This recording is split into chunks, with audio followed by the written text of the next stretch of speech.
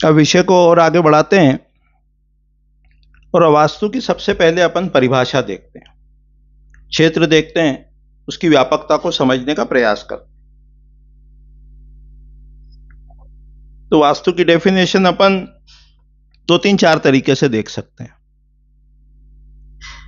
इसमें वास्तु की परिभाषा जो कहते हैं, जैसे अपने को घर बनाना है, ऑफिस बनाना है, फैक्ट्री बनाना है, इंडस्ट्री बनाना है, कुछ भी निर्माण कार्य करना है, तो सबसे पहले वो निर्माण कार्य कैसा है, अभी एग्जिस्टेंस में नहीं आया, अभी अव्यक्त है, अव्यक्त है। फिर क्या हुआ, फिर वो हमने उसकी प्लानिंग की, कहाँ, मन में की, फिर उसको किसी कागज पे उतारा, सॉफ्टवेयर में उसको ड्रॉ किया, फिर उसका प्रिंट आउट लिया, फिर वो कॉन्ट्रैक्टर को किसी को दिया और फिर उसने वैसा भवन बनाया, फिर उसमें हमने वास्तु पूजा की, वास्तु शांति की। तो जो पहली डेफिनेशन है वास्तु की, कि जो अनमैनिफेस्ट है उसको मैनिफेस्ट करना और उसमें कॉन्शियसनेस को क्या करना, एस्टैब्लिश करना। तो manifestation of unmanifest and establishment of consciousness in it, अव्यक्त को व्यक्त किया। जो मकान था, दुकान थी, ऑफिस है, फैक्ट्री है, इंडस्ट्री है, पहले कैसी है, वो अव्यक्त है, फिर उसको हमने व्यक्त किया, बना दिया, और फिर उसमें प्राण प्रतिष्ठा की, चेतना की स्थापना की। तो पहली डेफिनेशन हुई कि अव्यक्त को व्यक्त कर चेतना की स्थापना करना, ये स्थापत्य वेद है। दूसरी डेफिनेशन क्या है, वो अपन ने बना ली, कहीं शास्त्र में ऐसा लिखा नहीं है, पर सुविधा यानी वास्तु, जो चीज असुविधाजनक है वो वास्तु नहीं है, तो सुविधा यानी वास्तु। फिर कहा स्थापत्य वेद, स्थापत्य मतलब स्थापना संबंधी, वेद यानी ज्ञान। तो जितना भी कंस्ट्रक्शन से रिलेटेड नॉलेज है, स्थापना से संबंधित जितना ज्ञान है, निर्माण से संबंधित जितना ज्ञान है, उसको स्थापत्य वेद कहते हैं। फिर मानसार ग्रंथ में, मयमत ग्रंथ में उसकी जो परिभाषा दी है, तो कहा कि भूमि, भवन, यान और शयन, ये वास्तु है। भूमि यानी लैंड। फिर सम्रांगण में जाएंगे, सम्रांगण सूत्रधार वास्तु का एक ग्रंथ है, उसमें जाएंगे तो भूमि के 16 प्रकार मिलेंगे, कैसी सॉइल है, कैसी मिट्टी है, जैसी मिट्टी होगी वैसा ही तो उस पर भवन बनेगा, उसमें रहने वाले लोगों को गुण मिलेंगे, प्रकृति मिलेगी। जैसे भूमि होती है ना, भूमि, इसका बड़ा महत्व है। जैसे वो उधर कश्मीर में सेवफल होता है, सेवफल, और वहां की जलवायु ऐसी और वहां की भूमि ऐसी। अब उसी सेवफल के बीज को लाके यहां मध्य प्रदेश में जैसे लगाएंगे तो उतना अच्छा फल नहीं होगा। क्यों? कि भूमि में परिवर्तन हो गया और जलवायु में परिवर्तन हो गया। तो भूमि, ये पहली चीज है वास्तु में। फिर भवन, स्ट्रक्चर, टेम्परेरी हो या परमानेंट, इसको वास्तु कहा। और कहा यान, यान मतलब व्हीकल। और कहा शयन, शयन का अर्थ यहां फर्नीचर लेंगे। तो वास्तु की जो परिभाषा की, उसमें भूमि, भवन, यान और शयन, इसको वास्तु कहा है ना। तो थोड़ा थोड़ा सा क्लियर हो रहा है, और अभी अपन देखते हैं।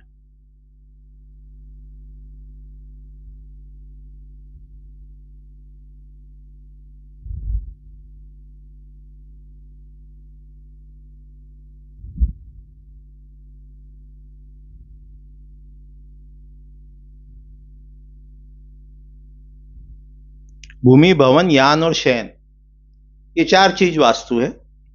फिर थोड़ा सा आगे चलते हैं, वास्तु के ग्रंथ कौन से हैं, तो अपन जानते हैं, अपन वास्तु के समझते हैं। तो मानसार एक ग्रंथ है, मयमत एक ग्रंथ है, मनुष्यालय चंद्रिका है, राजवल्लभ है, विश्वकर्म प्रकाश है, अग्नि पुराण है, मत्स्य पुराण है, कामिका आगम है।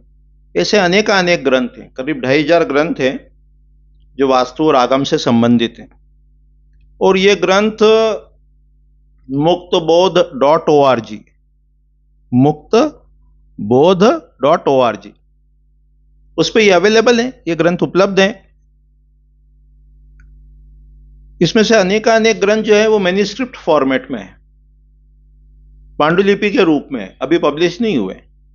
लेकिन मानसार है, मयमत है, मनुष्यालय चंद्रिका है, राजवल्लभ है, विश्वकर्म प्रकाश है, अग्नि पुराण है, मत्स्य पुराण है, ये काफी कुछ पब्लिश्ड है। तो आज जो अपन समझते हैं कि प्लानिंग यानी वास्तु, कौन सी चीज कहां रखना, ये वास्तु, तो इतना सा वास्तु नहीं है। नहीं। थोड़ी सी एक झलक देखते हैं कि ये जो वास्तु के ग्रंथ हैं, जैसे मानसार ग्रंथ है, तो उसमें 70 अध्याय हैं, 5185 श्लोक हैं, लेकिन प्लानिंग से जो रिलेटेड श्लोक है वो हार्डली 500 है। इसी प्रकार मयमत एक ग्रंथ है, उसमें 36 अध्याय हैं, 3300 श्लोक हैं, लेकिन प्लानिंग से जो रिलेटेड श्लोक हैं वो हार्डली 10%, 300 श्लोक है। इसी प्रकार मनुष्यालय चंद्रिका ग्रंथ है, उसमें 7 अध्याय हैं, 240 श्लोक हैं। प्लानिंग से रिलेटेड 10%, 24 श्लोक। राजवल्लभ में भी देखते हैं तो परसेंटेज यही बैठता है। तात्पर्य क्या है कि जो बाकी 90% है वो भी वास्तु है। इसीलिए ये भ्रम नहीं रखना है। ये वास्तु के जो अपन स्टडी करते हैं, कंसल्टेंसी करना चाहते हैं, तो वास्तु का जब पूरा अपने को नॉलेज होगा, ज्ञान होगा समग्र रूप से, तो अपन ये समझेंगे, जानेंगे कि वास्तु का अर्थ केवल प्लानिंग नहीं होता है। वास्तु में मुहूर्त भी है, उसमें ज्योतिष भी है, उसमें इंटीरियर डेकोरेशन भी है, उसके अलग अलग सब्जेक्ट हैं। तो इसको जानने समझने के लिए अपन वास्तु का स्कोप देखेंगे। सम्रांगण सूत्रधार एक ग्रंथ है और उसमें विश्वकर्मा जी के 4 मानस पुत्र हैं। राजा भोज ने लिखा है सम्रांगण सूत्रधार, 10वीं शताब्दी का ग्रंथ है, 84 चैप्टर्स हैं। उसका पहला अध्याय है महासमागमन, सब इकट्ठा होते हैं। पृथ्वी जो है वो ब्रह्मा जी के पास जाती है रोती हुई और कहती है कि राजा पृथु मुझे परेशान करते हैं। फिर वो पीछे से राजा पृथु भी पहुंच जाते हैं। वो कहते हैं कि आपने मुझे पृथ्वी पर भेजा कि मैं उसको समतल करके उस पर नगर बसाऊं, निर्माण करूं, और ये पृथ्वी तो भागती रहती है इधर उधर, बिना दुहाए आपके सामने आ गई। तो ब्रह्मा जी पृथ्वी को आश्वस्त करते हैं कि ये राजा जो है जितनी आवश्यकता होगी उतना तुम्हारा दोहन करेंगे। गाय के रूप में जाती है वो पृथ्वी, और बाकी जो सरफेस है वो फ्लैट करेंगे और उस पर नगर आदि बनाएंगे। फिर विश्वकर्मा जी को बुलाते हैं और कहते हैं कि जैसे आपने इंद्र की राजधानी अमरापुरी इत्यादि का निर्माण किया, तो पृथ्वी लोक पे भी आप जाओ और ये राजा पृथु की सहायता करो। ये दूसरे अध्याय में। तीसरे अध्याय महत्वपूर्ण है। उसमें विश्वकर्मा जी अपने 4 पुत्रों को बुलाते हैं, जय, विजय, सिद्धार्थ और अपराजित, और उनको कहते हैं कि भाई देखो, ये बड़ा एक टास्क कह लो, कार्य कह लो, वो आ गया है अपने सामने। पृथ्वी पे अपने को जाना है और ये सब निर्माण करना है। ब्रह्मा जी ने कहा है तो आप लोग इस कार्य में हमारी सहायता करो। तो वो जो पुत्र हैं जय, विजय, सिद्धार्थ और अपराजित, वो ब्रह्मा जी से प्रश्न करते हैं। तो जय ने जो प्रश्न किए तो एक ग्रंथ बना, उसका नाम है जय प्रच्छा। फिर सिद्धार्थ ने किए तो एक ग्रंथ बना, सिद्धार्थ प्रच्छा, वह भी उपलब्ध नहीं है। इसी प्रकार विजय ने पूछा तो विजय प्रच्छा ग्रंथ बना।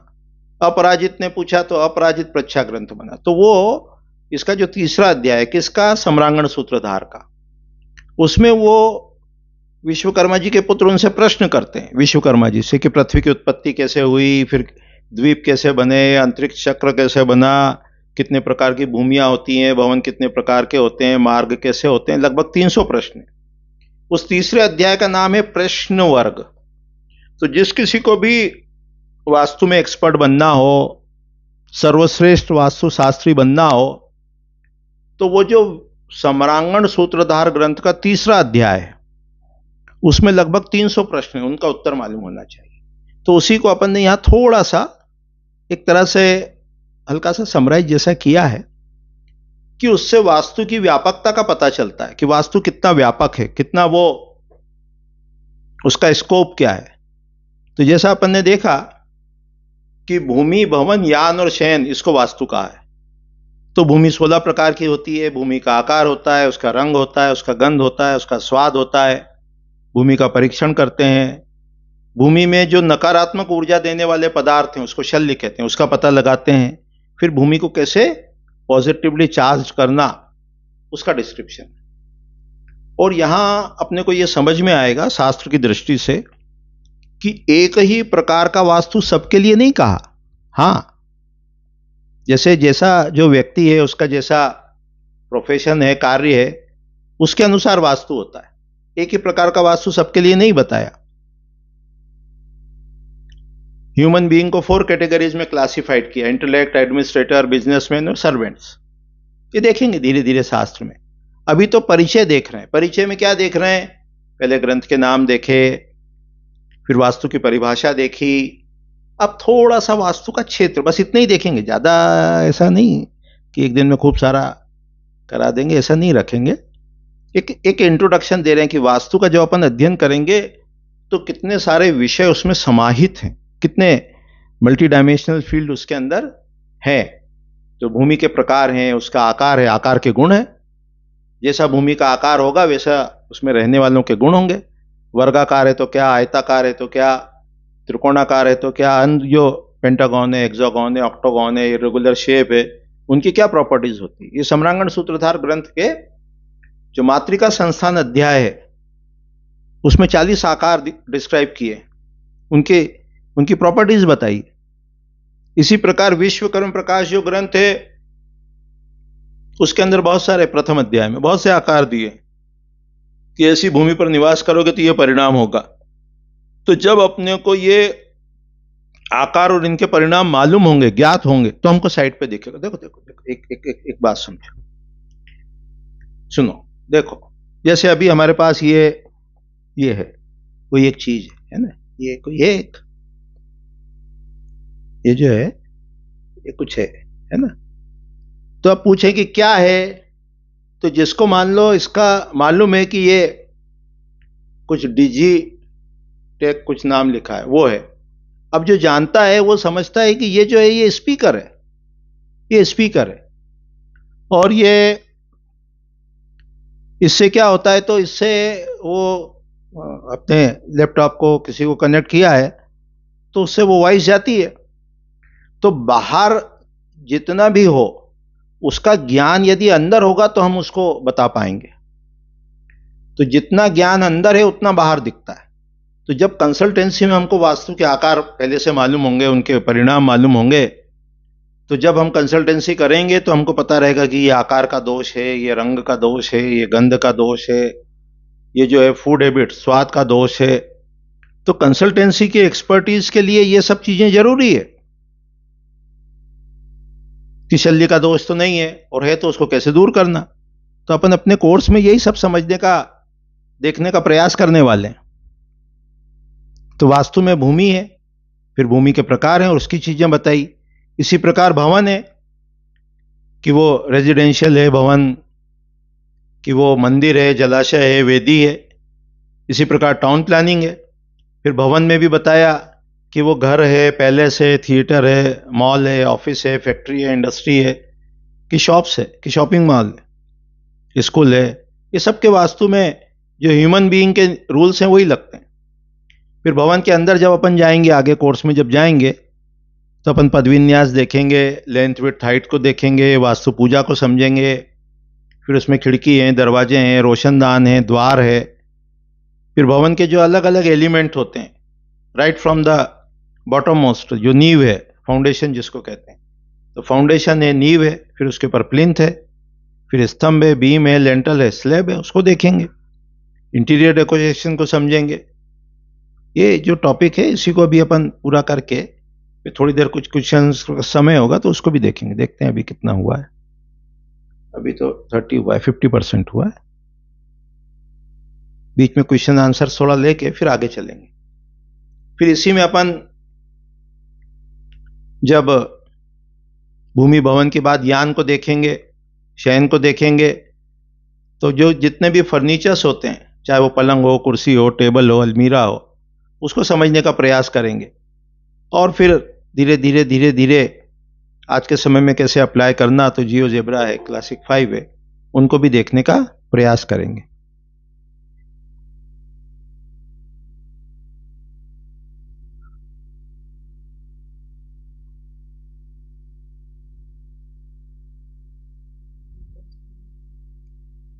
करा एडमिट? रुक जाओ शांत, देख लेता हूँ। अभी नहीं दिख रहा है। स्क्रीन शेयरिंग बंद हो गया, चालू है? स्क्रीन शेयरिंग बंद हो गया।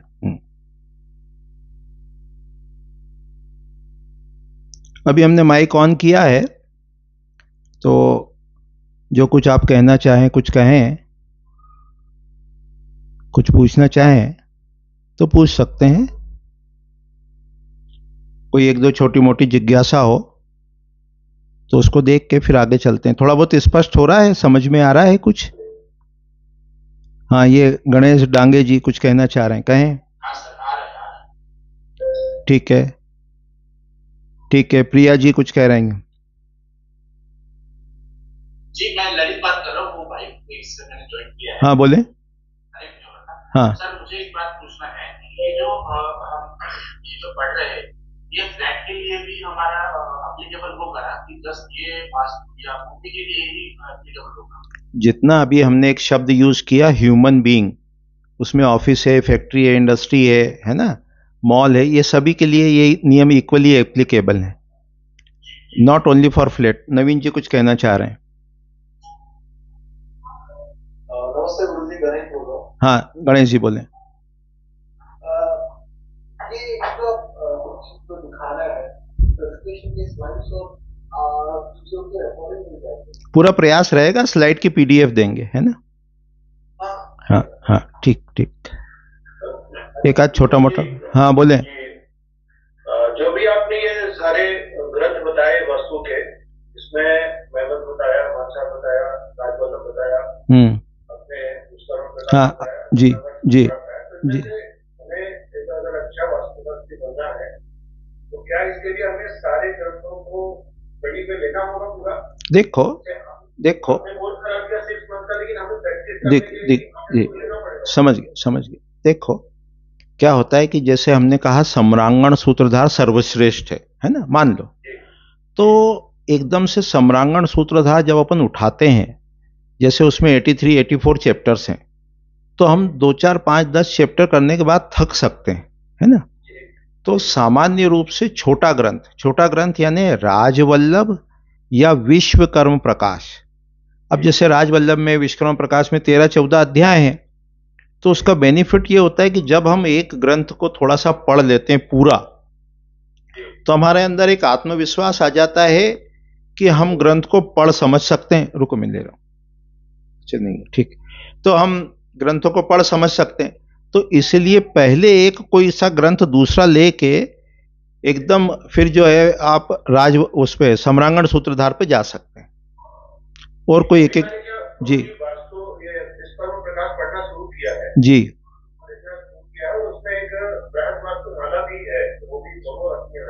ठीक है, ठीक, ठीक है, बताते हैं।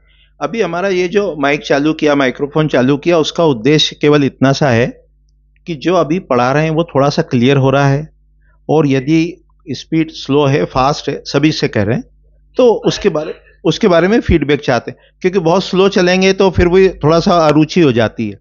तो अभी बेसिक इंट्रोडक्शन दे के फिर अपन गहराई में उतरेंगे। लकी मल्होत्रा जी कुछ कहना चाह रहे हैं। जी नमस्कार। सर, ये जानकारी चाहिए कि जैसे कई लोग विश्वकर्मा को ही सर्वश्रेष्ठ मानते हैं, तो हमारे पास एक लॉजिकल आंसर नहीं, क्योंकि इतना बड़ा शास्त्र, इतना बड़ा ग्रंथ है और आपने इतना एक्सपीरियंस दिया है, तो एक्चुअल में क्या है कि कौन इसके सर्वश्रेष्ठ वास्तुकार है, जिन्होंने देखो ऐसा सर्वश्रेष्ठ तो अपन किसी को, अपनी कोई क्षमता नहीं है कि अपन विश्वकर्मा जी को या राजा भोज को कुछ कमेंट करें। मेरा निवेदन ये है कि छोटे ग्रंथ से शुरू करें, मूल ग्रंथ से शुरू करें, और छोटा ग्रंथ जो कम पेजेस का हो, जल्दी समझ में आ जाए, तो 2 4 6 महीने में उसको पूरा कर लें। अभी हमारा केवल इतना उद्देश्य है माइक ऑन करने का, कि अभी जो पढ़ा रहे हैं क्लास में ठीक लग रहा है, स्पीड बहुत फास्ट है, बस ठीक। आयुषी जी कुछ कहना चाह रहे हैं। हाँ जी, नमस्कार। एक क्वेश्चन था, एक उपनिषद है वास्तु सूत्र उपनिषद जी, उसका कोई मीन्स रेफरेंस नहीं है, जिधर भी देखो वास्तु के वर्ड में जी। मैं बस जानना चाहती थी, इज इट इम्पोर्टेंट उपनिषद या हमें उसको डिस्काउंट कर देना? नहीं, उसको मैं एक बार फिर से देखूंगा, मेरे पास रखा है बरसों पहले, शुरू शुरू के दिनों में देखा था, उसके बाद देखना नहीं हुआ। अभी फिर से आपने याद दिलाई तो एक बार देखेंगे, क्योंकि जो वास्तु से रिलेटेड पर्सन्स हुए हैं जिन्होंने ग्रंथों पे काम किया है, उसने उसको कोट नहीं किया है ना। तो वो उपनिषद होगा, उससे हम असहमत नहीं है, पर अभी कमेंट करने की स्थिति में नहीं है। अब विषय को अपन आगे बढ़ाते हैं। थोड़ा सा माइक को वापस म्यूट करके, अभी कितना है, 40-20 मिनट है अभी, ठीक है।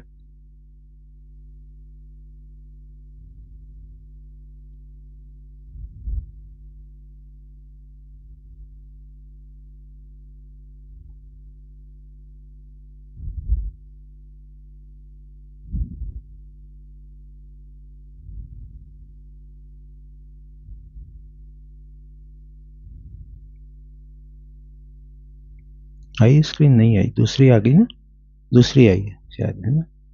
प्रेजेंटेशन बंद किया, आई, ठीक है। अब तो हमने बंद कर दी वो, ठीक है। देखते हैं अभी है स्क्रीन, ठीक है।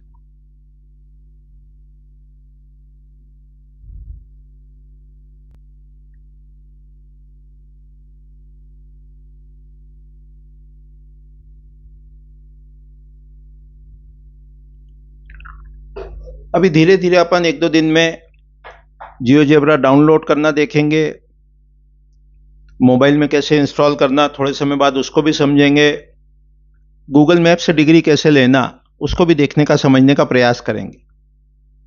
फिर वास्तु दोष की जब अपन चर्चा करेंगे तो भूमि का, रंग का, आकार का, गंध का, स्वाद का, आसपास के परिवेश का, भूमि के अंदर कोई नेगेटिविटी रेडिएटिंग एलिमेंट हो, हड्डी हो, कोयला हो, राख हो, भूसी हो। शास्त्र में तो लोहे को भी शल्य बताया है, पर आजकल अपने को लोहा यूज करना रहता है, तो मर्म स्थान पे कॉलम ना हो, ये सब देखेंगे। फिर अप्रोच आदि का भी विचार करेंगे।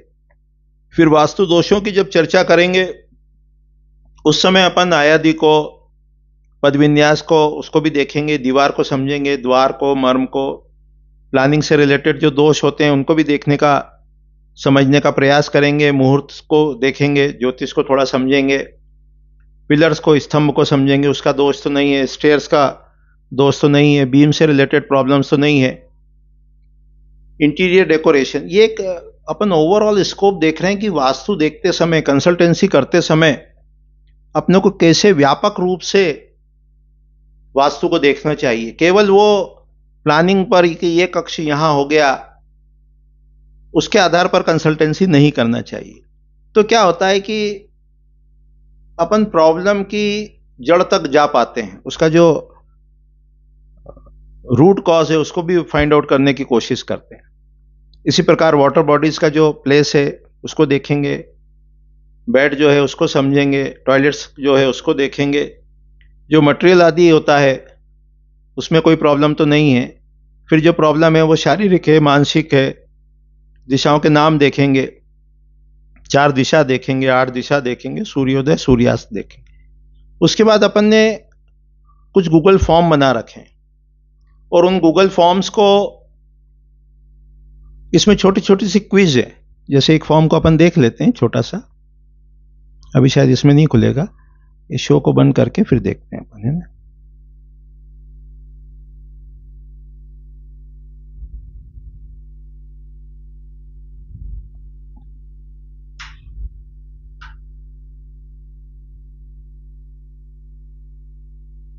प्रेजेंटेशन आ रहा है, फॉर्म दिख रहा है, फॉर्म दिखा, अभी नहीं दिखा, आ गया।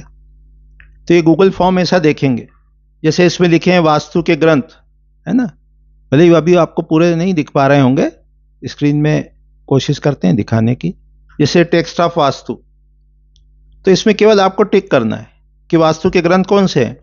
तो होरा शास्त्र जो है ये ज्योतिष का ग्रंथ है, षट पंचाशिका है ये ज्योतिष का ग्रंथ है। फिर राजा भोज का एक ग्रंथ व्याकरण से रिलेटेड, सरस्वती कंठाभरणम, ये व्याकरण का ग्रंथ है, तो इसमें यहां टिक करना है। इसी प्रकार जैसे मानसार ग्रंथ है, उसमें कितने अध्याय होते हैं, उसको टिक कर दिया। फिर विश्वकर्म प्रकाश है, उसमें कितने अध्याय हैं, उसको टिक कर दिया।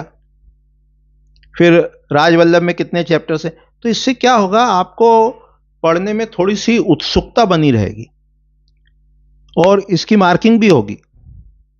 कि वास्तु के अंतर्गत क्या आते हैं, तो कहा भूमि, भवन, यान और शयन।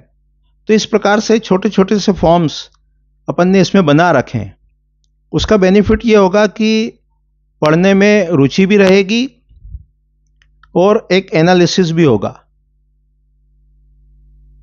इसी प्रकार छोटे छोटे से फॉर्म्स जो 2-4-5 मिनट में पूरे हो सकते हैं या हो जाते हैं, उनको अपन देखने का, समझने का प्रयास करेंगे। तो इस कोर्स में अपन मूल ग्रंथ भी देखेंगे, 4 दिशा भी देखेंगे। आज के थोड़ा सा हम फिर समराइज करते हैं कि सबसे पहले अपन ने वेद देखे, वेद, ऋग्वेद, सामवेद, यजुर्वेद और अथर्ववेद। और इन 4 जो वेद हैं, इनमें जो प्रकृति की शक्तियां हैं उनकी स्तुति है, वास्तु पुरुष के जो देवता हैं उनकी स्तुति है। और इन वेदों को सरल करके उपवेद बने और उसी से पुराण बने। तो स्थापत्य वेद जो है वो अथर्ववेद का, हम उसको यजुर्वेद का मानते हैं, उपवेद है। फिर वास्तु के ग्रंथों के नाम देखे, वास्तु की परिभाषा देखी, भूमि, भवन, यान और शयन। अव्यक्त को व्यक्त कर उसमें चेतना की स्थापना करना, ये स्थापत्य वेद है, इसको जाना। फिर वास्तु के ग्रंथों में मानसार है, महिमत है, मनुष्यालय चंद्रिका है, राजवल्लभ है, विश्वकर्म प्रकाश है, इन ग्रंथों को देखा। समरांगण सूत्रधार है, इन ग्रंथों को देखा। और उसमें यह जाना कि जो प्लानिंग से रिलेटेड चैप्टर्स हैं, श्लोक हैं किसी भी ग्रंथ में, वो हार्डली 10% है, 10%। बाकी जो 90% है उसका स्कोप देखा, वास्तु का स्कोप देखा, भूमि, भवन, यान और शयन। फिर भूमि में भी क्या क्या देखना, उसके आकार देखना, उसका रंग देखना, उसकी गंध देखना, उसका स्वाद देखना, शल्य देखना, भूमि परीक्षण की विधियां हैं उनको देखना, समझना। फिर मुहूर्त, ऐसे इस प्रकार से अपन ने वास्तु का स्कोप भी देखा। तो ये सारा रिवीजन करते हुए अपन आगे बढ़ेंगे और धीरे धीरे धीरे धीरे एक एक टॉपिक लेके, जैसे ये आज की तो पीपीटी अपन दे देंगे, पीपीटी यानी उसकी पीडीएफ फाइल, और यदि उसकी रिकॉर्डिंग हो गई होगी, प्रॉपर हो जाएगी, तो उसकी रिकॉर्डिंग भी दे देंगे। और इसको पेंडिंग नहीं करना है, रोज का काम रोज करना है। कोशिश करेंगे कि गूगल फॉर्म्स भी बन जाएं, तो वो गूगल फॉर्म भी साथ साथ देते चलेंगे। तो इससे क्या होगा, विषय में आपकी रुचि बराबर रहेगी। किसी दिन मान लो कोई लेक्चर आपका मिस हो जाए, तो उसको उसी दिन या अगले दिन अपने उससे वीडियो से देख लें, नोट्स बनाते चलें। और जितनी सामग्री ये अपन दे रहे हैं इसको सर्कुलेट नहीं करना है। ये पीडीएफ फाइल वगैरह जो अपन देते हैं ना, उसको सर्कुलेट नहीं करना है। तो अभी इतना ही रखते हैं, और आपके क्वेश्चन आंसर और थोड़े से लेके, जो शुरू शुरू में अपन ने पहली स्लाइड में जो बताया था ना मंगलाचरण, वो अपन यहाँ करने वाले हैं। ये जो मंगलाचरण है, गुरु परंपरा पूजन है, इसको करेंगे। उसके पश्चात अपन स्वस्ति वाचन सीखेंगे और श्री सूक्त का पाठ करेंगे, ताकि प्रायोगिक रूप से कार्य को कैसे करना वो अपने को आ जाए।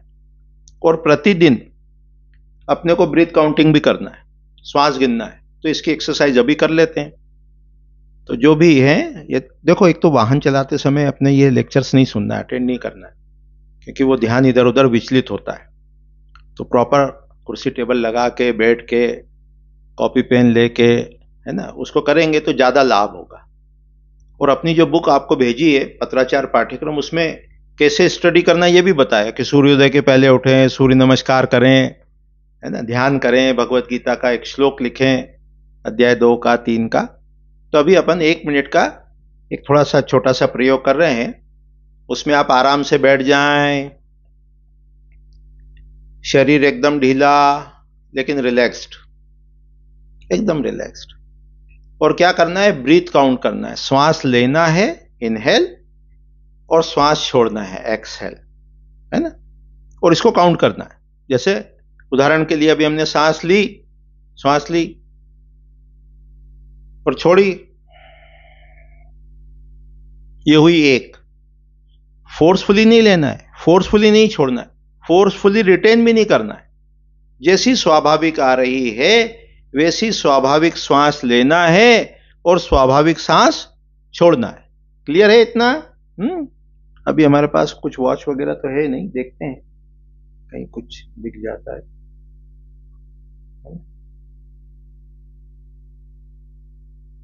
अभी तो कुछ दिख नहीं रहा है, फिर भी कोशिश करते हैं टाइमर वगैरह का, है ना। अभी देखते हैं, तो रुक जाए, ना करें जरूरत, अभी देखते हैं, है ना। तो अभी अंदाज से शुरू करते हैं। हाँ, जब हम कहेंगे तब आप रुक जाएंगे, श्वास लें। हाँ, स्टार्ट करें।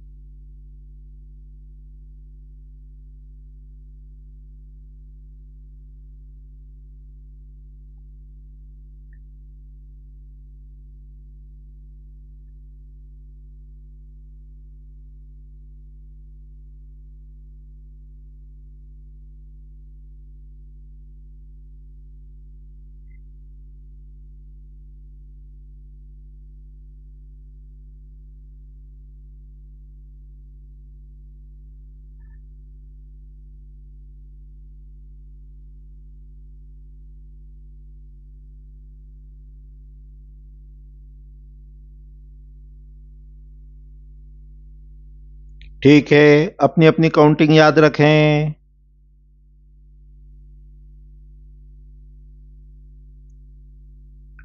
15 से ज्यादा 14, गुड। 15 से ज्यादा 12, बहुत अच्छा।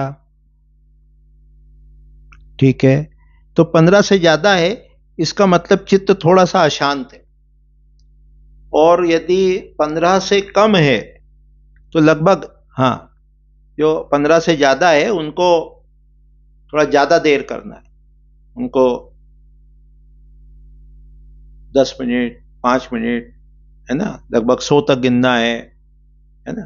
तो जिनकी 15 से अधिक है तो इसको, बहुत अच्छा बहुत अच्छा, जिनकी 15, बहुत अच्छा। तो जिनकी 15 से अधिक है, इससे क्या है, हमको अपने मन की स्थिति का पता लगता है। जब चित्त अपना शांत होगा, स्थिर होगा, है ना, फोकस्ड होगा, विवरिंग नहीं होगा, तो क्या होगा, उस समय जो अपनी ब्रीथ काउंट है वो,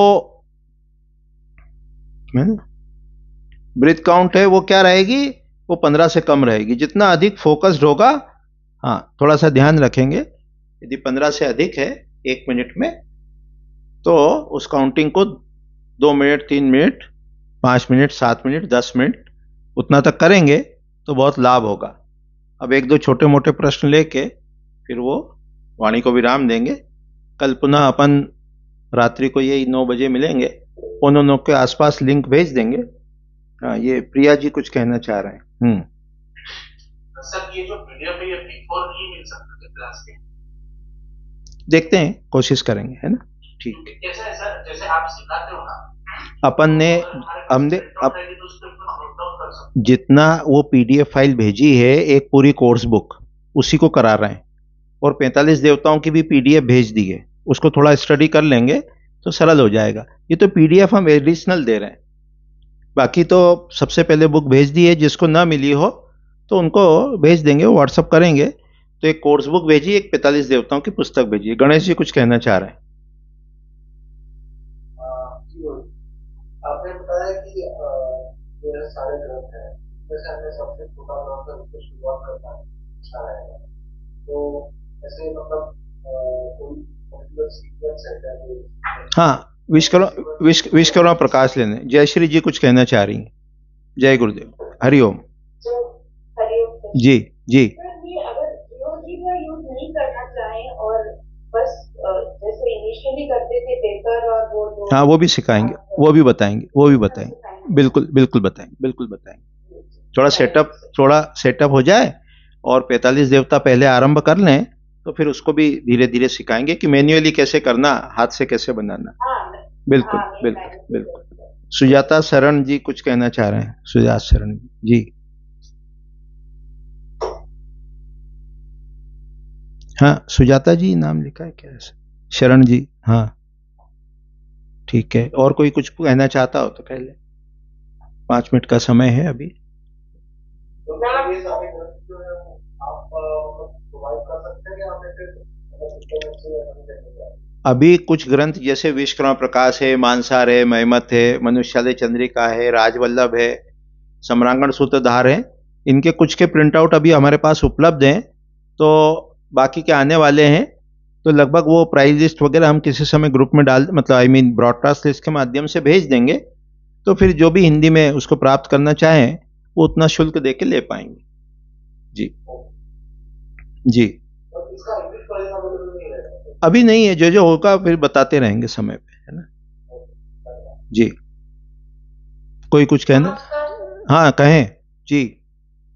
मैं पूछना चाहती हूँ, जैसे वास्तुशास्त्र है ये आयुर्वेद से भी जुड़ा हुआ है, तो जब हम अगर इंटीरियर करते हैं किसी घर का, तो उसमें प्रकृति और फिर फसल, जैसे बात प्रकृति है, कफ प्रकृति, उसके आधार पे भी हम इंटीरियर डिजाइन कर सकते हैं? फिर से सवाल बताएं। वात प्रकृति के अनुसार इंटीरियर डिजाइन ऐसा कर सकते हैं, क्योंकि जो वास्तुशास्त्र है वो आयुर्वेद से भी जुड़ा। देखो ऐसा है, कोई भी घर है तो उसमें सभी प्रकृति के व्यक्ति रहते हैं, वात प्रधान भी है, पित्त प्रधान भी है, कफ प्रधान भी है ना। तो उस प्रकार से ऐसा कुछ हमने ग्रंथों में नहीं देखा कि हम वात के अकॉर्डिंग कुछ प्लानिंग करें, ऐसा हमारे पढ़ने में नहीं आया। चिंतन करके कुछ बता पाएंगे यदि कुछ संभव होगा तो। किसी का सुझाव शायद अभी चैट में लिखा है कि ग्रुप बना दी, ये ग्रुप हम नहीं बनाते हैं, है ना, ग्रुप नहीं बनाते हैं, ऐसा ग्रुप का अभी कोई विचार भी नहीं है और अभी तक बनाया भी नहीं है। तो अब मंगलाचरण थोड़ा, हाँ बोले। है जी, हमारे 7 चक्रास अपनी बॉडी होते हैं। हाँ, हमारा केवल एक निवेदन, एक मिनट सुन लें। हम जो है वो शास्त्र के अनुसार पढ़ाएंगे। जब मूलाधार चक्र का वर्णन, वात पित्त प्रकृति का वर्णन वास्तु शास्त्र के ग्रंथों में मिल जाएगा, जब हम उसको देख लेंगे तो फिर हम पढ़ा पाएंगे। अभी ऐसा चक्रों का डिस्क्रिप्शन वास्तु के ग्रंथ में हमको नहीं मिला, वो अन्य ग्रंथों में, तंत्र के ग्रंथों में है, योग के ग्रंथ में है, चाहे वो मूलाधार हो, चाहे वो स्वादिष्ठान हो, मणिपुर हो, है ना, अनाहद हो, विशुद्धि हो, आज्ञा हो, सहस्त्रार्थ हो, नाड़ी हो, सुषुम्ना हो, ये सब डिस्क्रिप्शन योग के ग्रंथों में मिलता है, आगम के ग्रंथों में मिलता है। जब वास्तु के ग्रंथ में मिलेगा और कुछ लगेगा तो निश्चित रूप से बताएंगे। अभी ऐसा कुछ अपने पास उपलब्ध नहीं है। ये क्यों देख लूं कौन है भाई। जयश्री जी भी कुछ कहना चाह रही हैं? अभिजीत जी नायक जी, हाँ हाँ, एक बार खोल के देख लें तो मिल जाएगा।